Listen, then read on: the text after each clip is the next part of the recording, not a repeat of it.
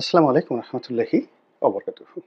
সম্মানিত দর্শক, আপনারা যারা বাংলাদেশের রাজনীতি নিয়ে খোঁজখবর রাখেন, তারা সবাই জানেন যে এই যে ২০২৫ সনের জুলাই এবং আগস্ট মাস, এই সময়ের মধ্যে বিশেষ করে আগস্ট মাসের ৫ তারিখের আগে জুলাই চার্টার ঘোষণা করা হবে এবং এটা নিয়ে যারা আন্দোলনকারী তারা রীতিমতো একটা জীবন মরণ সমস্যার মধ্যে রয়েছেন।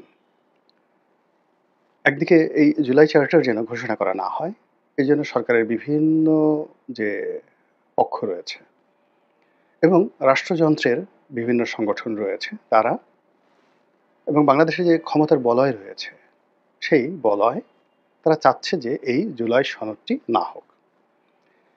তারা চাচ্ছে যে এই মুহূর্তে যেভাবে সরকার চলছে, জোড়াতালি সরকার, এবং এই জোড়াতালি সরকারের ভয় রয়েছে, আতঙ্ক রয়েছে।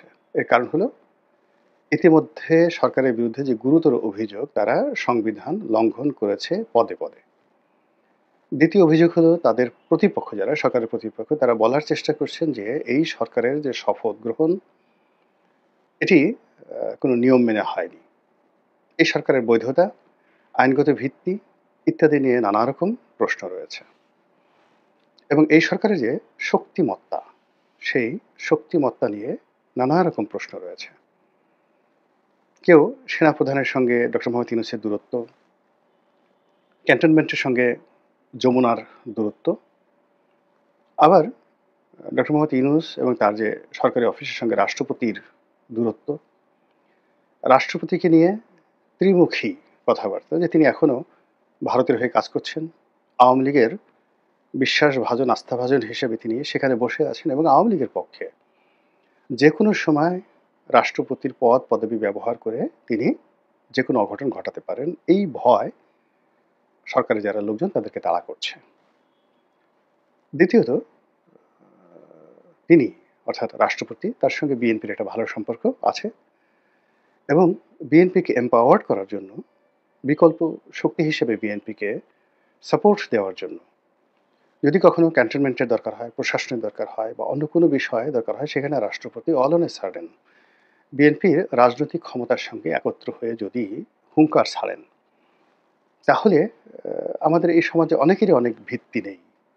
রাষ্ট্রপতির দেখা গেল যে সাংবিধানিকভাবে তেমন কিছু করার ক্ষমতা নেই, কিন্তু যেহেতু পদটি ওই পর্যায়ে আছে, তিনি তার যে স্বপ্রণোদিত ক্ষমতা, ইনহ্যারেন্ট পাওয়ার যেটাকে বলা হয়, তো সেই ইনহ্যারেন্ট পাওয়ার দিয়ে তিনি অনেক কিছু যদি করতে চান এবং তার প্রতি যদি বিএনপির সাপোর্ট থাকে, তা ডক্টর মোহাম্মদ ইউনূস এবং বিপ্লবীদের জন্য মারাত্মক বিপদ এবং বিপর্যয় তৈরি করে ফেলবে। তৃতীয়ত, সেনাবাহিনী। আমাদের দেশে সেনাবাহিনীর ক্ষমতা গ্রহণ নতুন কোনো বিষয় নয়। সেনাবাহিনীর যে প্রভাব সেটাও পুরনো এবং সব কিছুর ঊর্ধ্বে আমাদের দেশে যে মনোভাব শক্তের ভক্ত নরমের জন্য, অর্থাৎ আমাদের লোকজন সাধারণত লাঠি, গুলি, টিয়ার গ্যাস একটা সার্টেন লিমিট পর্যন্ত এগুলো মোকাবেলা করতে পারে, কিন্তু লং টার্মে নয়। ফলে যে আফগান জাতি যারা বছরের পর বছর, যুগের পর যুগ, যে অ্যারাবিয়ান পেনিনসুলারের যে সকল জাতি, সেটা সিরিয়া বলেন, লিবিয়া, কুয়েত, তারপরে সৌদি আরাবিয়া, এদের রক্তের মধ্যে ইরান, মানে শত শত বছর ঘৃণা করার, লড়াই করার, ভালোবাসার একটা ধারাবাহিকতা রয়েছে তাদের রক্তে। কিন্তু আমরা খুব সহজে ভালোবাসি, খুব সহজে ঘৃণা করি, খুব সহজে কেঁদে ফেলি, খুব সহজে আবেগপ্রবণ হয়ে পড়ি, আবার খুব সহজে দৌড় মারি। একদম এমন দৌড় যে ভয় যদি একবার পাই, শরীরে যতক্ষণ শক্তি আছে ততক্ষণ পর্যন্ত আমরা দৌড়াতে থাকবো। তারপর যখন শক্তি ক্ষয় হয়ে যাবে তখন পিছনের দিকে ফিরে দেখার চেষ্টা করবো কেন দৌড়ালাম। এই হলো আমাদের ক্যারেক্টারিস্টিক্স। এটা ৫,০০০ বছর আগে যেমন ছিল এখন তেমন আছে। ফলে সেই দিক থেকে সেনাবাহিনীর হাতে যে ক্ষমতা রয়েছে, অস্ত্র রয়েছে, সেগুলোকে ভয় না পাওয়ার কোনো কারণ নেই। সেই ভয় সরকারও পাচ্ছে, সবাই পাচ্ছে। এবং এখানে সেনাবাহিনীর যে কর্মকাণ্ড গত ১০ মাসে খুবই, যাকে বলা হয়, রহস্যজনক। আপনি তাদেরকে সরাসরি দায়ী করতে পারবেন না গত ১০ মাসে, আবার তাদেরকে ধন্যবাদও দিতে পারবেন না। তাদেরকে বকাও দিতে পারবেন না, প্রশংসাও করতে পারবেন না। বেহেশত এবং দোজখের মাঝামাঝি তারা এমন একটা অবস্থানে আছেন যে তারা যা চাচ্ছেন এ যাবৎকালে সবই হচ্ছে, কিন্তু কোনোটার দায়-দায়িত্ব তাদের নেই। দায়-দায়িত্ব কার? বিএনপির, চাঁদাবাজি করে। দায়-দায়িত্ব কার? চরমোনাইর, সে বিএনপিকে গালাগালি করে। দায়-দায়িত্ব কার? জামাতের, সে সরকারকে সহযোগিতা করে। দায়-দায়িত্ব কার? এনসিপির, তারা নতুন একটা রাজনীতি করার চেষ্টা করছে। দায়-দায়িত্ব কার? ডক্টর মোহাম্মদ ইউনূসের, তিনি রাষ্ট্র পরিচালনা করছেন। সেনাবাহিনী এখানে সাত ধোয়া তেঁতুলের বিচি। এরকম একটা অবস্থা রয়ে গেছে। তো এরকম এখন যে অবস্থা, এই অবস্থা তো এমনি এমনি হয়নি। সেখানে যারা আছেন সেনার সদরে, তারপরে ডিজিএফআইতে, এরপরে সেনা গোয়েন্দা সংস্থা তাদের যে আলাদা রয়েছে ৩ বাহিনীতে, তারা এই যে তাদের যে অবস্থানটা ১১ মাস ধরে ধরে রেখেছেন, এখানে বুদ্ধি আছে, পরামর্শ আছে, কৌশল আছে এবং পরিকল্পনা রয়েছে। তো এই যে একটা হ্যাফহ্যাজার্ড অবস্থা আমি যা বললাম, সেখানে সরাসরি দুটো পক্ষ, একেবারে ডাইরেক্ট। একটা হলো যারা এই বিপ্লব করেছেন, হাসনাত, সার্জিস, মাহফুজ, আসিফ মাহমুদ, সজীব ভুঁইয়া, তারা একটা গ্রুপ, একেবারে সরাসরি। যারা এখন এনসিপি রাজনীতির সাথে জড়িত, তাদের জীবন, মরণ, অস্তিত্ব সবই এই বর্তমান সফলতার উপর নির্ভর করে সরকারের। ২ নম্বর হলো যে তারা ইতিমধ্যে বুঝে গেছে, এনসিপি বুঝে গেছে যে আগামীতে যারাই ক্ষমতায় আসুক, মানে সেটা দলটি যদি বিএনপি হয়, তাহলে তাদের পিঠের চামড়া থাকবে না। এটা তারা বুঝে গেছে। ৩ নম্বরে যেটা আছে সেটা হলো ডক্টর মোহাম্মদ ইউনূস এবং তার যারা উপদেষ্টা মণ্ডলী। এবং এই উপদেষ্টা মণ্ডলীর মধ্যে আবার ২ থেকে ৩ টা গ্রুপ আছে। একটা আমলা গ্রুপ, একটা বিদেশি গ্রুপ, মানে বিদেশে ছিল তারা এসেছে তারা, আর একটা এনজিও গ্রুপ। এই ৩ টে গ্রুপের কেউই নিরাপদ নন। সবাই ইতিমধ্যে অসংখ্য শত্রু তৈরি করে ফেলেছেন এবং তারা তাদের সারা জীবনের যে অর্জন, সেই অর্জন তারা হারিয়ে ফেলবেন। যেমন ধরুন সেই ব্রিগেডিয়ার সাখাওয়াত। তো ব্রিগেডিয়ার সাখাওয়াত 111 এর একজন কুশীলব ছিলেন। তো সেই 111 এর কুশীলব হিসেবে তিনি ওই সময় বিএনপির অফিসে তালা দেওয়া, আওয়ামী লীগকে ক্ষমতায় আনা এবং ১/১১ সরকারের সঙ্গে বিএনপির যত দূরত্ব, ইনক্লুডিং তারেক রহমান সাহেব এবং বেগম জিয়াকে মাইনাস করার ক্ষেত্রে নির্বাচন কমিশন যে ভূমিকা পালন করেছে, এবং বাংলাদেশের স্বাধীনতার পরে কোনো নির্বাচন কমিশনার ব্রিগেডিয়ার সাখাওয়াতের মতো এত ক্ষমতাধর, এত প্রভাবশালী ছিল না। এবং গত ১৫টি বছর ধরে আওয়ামী লীগের জমানাতে তিনি কোনো ক্ষমতাধর না হয়েও যেভাবে ক্যান্টনমেন্ট, তার নিজের ব্যক্তিগত প্রথম আলো এবং দেশি বিদেশি যে চক্র রয়েছে তাদের মধ্যে তিনি যেভাবে তার দাপট বজায় রেখেছেন, এটা বিএনপিকে প্রতিটা মুহূর্তে শুধু খুঁচিয়েছে।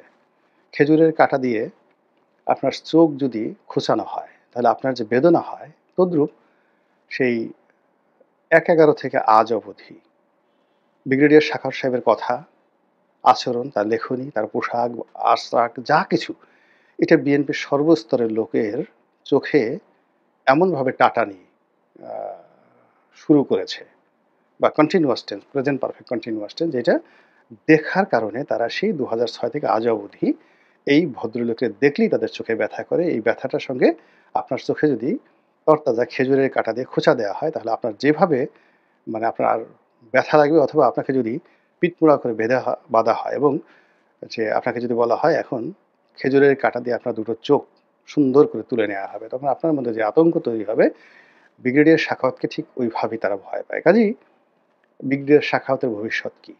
বিএনপি যদি ক্ষমতা আছে, যেখানে 100% বিএনপি ক্ষমতায় আসবে নির্বাচনের মাধ্যমে।